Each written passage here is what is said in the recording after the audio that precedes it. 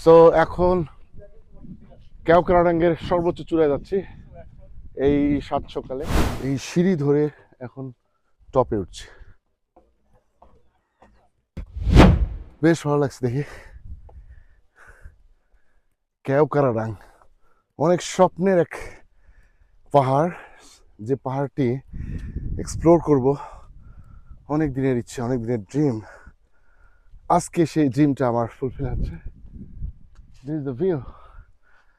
এই যে দৃশ্য, ও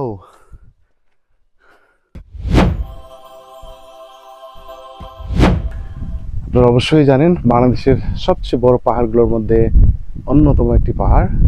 সো এটার শীর্ষ বিন্দুতে এখন দাঁড়িয়ে আছি, খুবই ভালো লাগছে।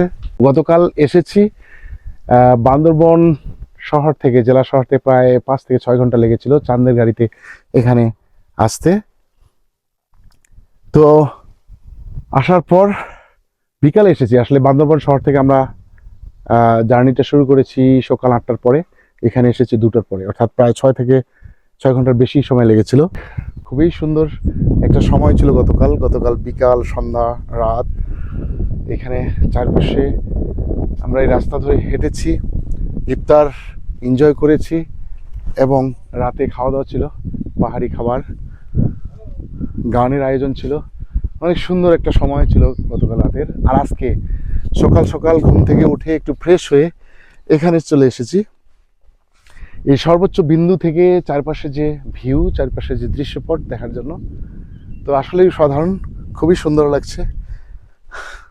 আমি বলবো আমার জন্য দারুণ এক অভিজ্ঞতা এই কেওক্রাডাং পাহাড়ের সর্বোচ্চ বিন্দু থেকে চারপাশে ভিউ দেখা। আসলে ইচ্ছা থাকলে উপায় হয়। আমি ট্রাভেলিং খুবই পছন্দ করি, আর পাহাড় ট্রেক করা, পাহাড়ে ক্যাম্পিং করা, এসব আমার জন্য খুবই অন্যরকম অনুভূতির, ভালো লাগার। আচ্ছা, এখান থেকে এই যে রাস্তা দেখুন, আর ওই যে হোটেল, ওই হোটেলে আমরা রাতে খেয়েছি। এখানে কিছু স্থাপনা আছে, কিছু কটেজ আছে। আর আমি যে বিল্ডিংটাতে দাঁড়িয়ে আছি এটা একটা হোটেল, সম্ভবত এখনো কাজ শেষ হয়নি। আচ্ছা, এখন অন্য প্রান্তে একটু হাইক করব, রাস্তায় একটু হাঁটবো। এখানে অনেকগুলো বেঞ্চ আছে, আর এখানে আর একটু সুন্দর বসার ব্যবস্থা।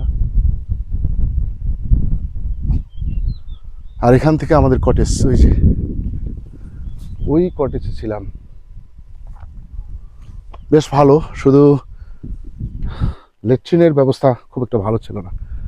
যা হোক, এরকম দুর্গম পাহাড়ে, এরকম রিমোট এরিয়ায় এসে সব কিছুর সুন্দর সার্ভিস আশা করা আসলে যায় না।